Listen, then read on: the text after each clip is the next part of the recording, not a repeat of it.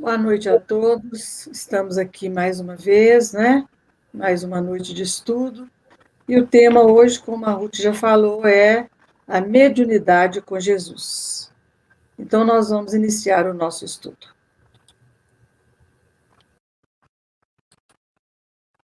Bom, nos domínios da mediunidade, André Luiz nos fala o seguinte: que Jesus espera pela formação de mensageiros humanos capazes de projetar no mundo as maravilhas do seu reino. Nós que habitamos o plano de prova e expiação, né? De provas e expiações, nós sabemos que a fraternidade, a cooperatividade, o pensamento constante no bem, as ações constantes no bem, ainda estão a desejar. Mas nós reencarnamos é para que isso aconteça. Então, o nosso trabalho íntimo deve ser no sentido de que a gente vai amealhando conquista para que realmente Jesus possa contar conosco, principalmente os médiuns, nessa edificação do reino de Deus no íntimo de cada um. Por isso, no Evangelho segundo o Espiritismo,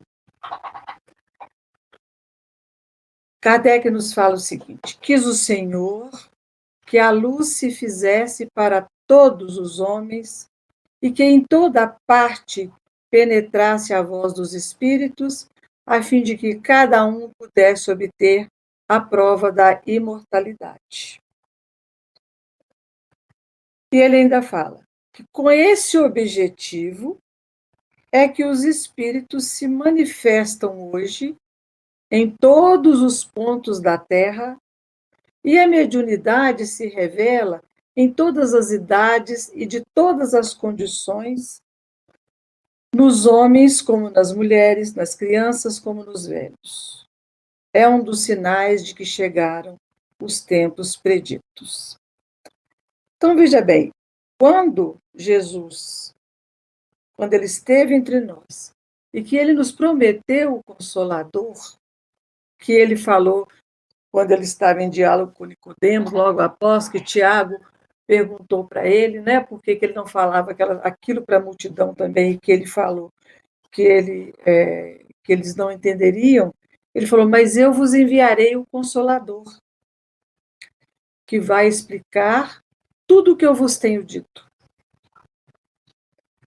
Então, quando o Consolador veio, quando a doutrina nos foi trazida, né, ela veio no sentido de nos revelar esse mundo espiritual que até então a gente tinha desconhecimento.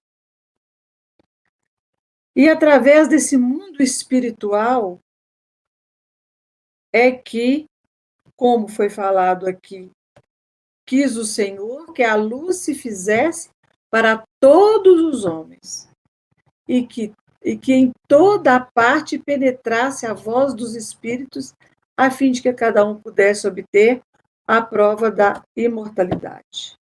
Então, a mediunidade, é através da mediunidade que nós tivemos conhecimento desse mundo espiritual e que nós temos todo esse acervo vindo da espiritualidade superior que nos orienta os destinos. É através da mediunidade, né? E isso aí, essa mensagem sendo do Evangelho segundo o Espiritismo, a gente vê que o Evangelho segundo o Espiritismo, ele veio trazer para nós, nos mostrar o sentido de nós estarmos aqui. Porque nós reencarnamos para isso. Nós reencarnamos para mudar para melhor os nossos destinos. Nós reencarnamos para reeducar o nosso passado, tendo em vista uma vida futura melhor. Então, a mediunidade com Jesus seria exatamente o exercício dessa mediunidade, buscando estas conquistas, buscando a melhoria íntima, para que a gente realmente auxilie nessa construção do reino de Deus. Porque a mediunidade por si só, ela não é sinal de santificação, nem representa característica divinatória, né? como, como nós estamos vendo. Ela não é sinal de quem é médium não é santo. Né? Os médiuns, eles vieram, a mediunidade constitui apenas um meio do médium entrar em contato com as almas que viveram na Terra, sendo os médiuns, por isso mesmo, mais responsáveis do que as demais pessoas por possuírem a prova da sobrevivência que chega a todos por seu intermédio. O Divaldo nos fala isso no Médiuns e Mediunidades. Então, essa mediunidade, né, que Deus deu, que a providência divina traz para nós, para que o plano espiritual nos envie um roteiro para que nós possamos vivenciar o Evangelho, ela vem através dos médiuns. Mas os médiuns, eles se comunicam com os espíritos e interpretam a mensagem dos espíritos. Então, com que espíritos nós estamos nos sintonizando e como nós estamos interpretando essa mensagem? E aí vai de encontro com o íntimo de cada um. E como a mente está na base de todos os fenômenos, nós sabemos que através do nosso cérebro nós manifestamos a nossa mente. Então nós temos que ter isso aí, né? Nós temos condições por aí, nós temos pela mente, nós temos condições de nos comunicar com o plano espiritual. Nós temos que saber que mensagens nós estamos trazendo, com quem nós estamos sintonizando. Nós estamos buscando essas mensagens para a edificação do reino de Deus em nós mesmos e, assim, melhorando o nosso entorno, auxiliando na melhoria das outras pessoas, ou nós estamos nos sintonizando com espíritos que com certeza não estarão nos ajudando? Porque, veja bem, Kardec, quando, por ocasião da codificação do Livro dos Médiuns, né, ele perguntou quais as condições necessárias para que a palavra dos espíritos superiores nos chegue isenta de qualquer alteração. E a resposta foi querer o bem, repulsar o egoísmo e o orgulho. Ambas essas coisas são necessárias. Mas será que nós estamos fazendo isso? Será que os médiuns estão fazendo isso? Para que essa palavra dos espíritos superiores nos chegue isenta de qualquer alteração? Como é que está o trabalho da mediunidade com cada um que recebeu essa faculdade para o bem, que recebeu essa faculdade para auxiliar na redenção da humanidade? Porque Paulo nos fala que a manifestação do Espírito é concedida a cada um visando a um fim proveitoso. Então, nós recebemos a mediunidade como um talento, e na parábola dos talentos, Jesus nos falou que nós multiplicássemos os nossos talentos, e não que enterrássemos os nossos talentos. E Jesus, quando veio entre nós, ele nos falou: tudo o que eu faço, podereis fazer e muito mais.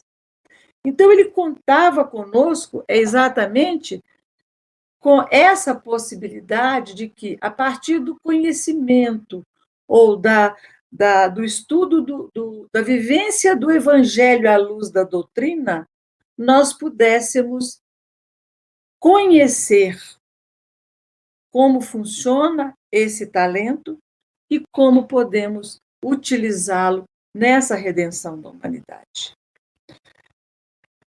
Quando nós, e Emmanuel comenta esse versículo, falando para nós no livro Ceifa de Luz, no capítulo 40, ele fala o seguinte: o cargo vem à nossa esfera de ação, por efeito da providência divina, mas a valorização do encargo parte de nós.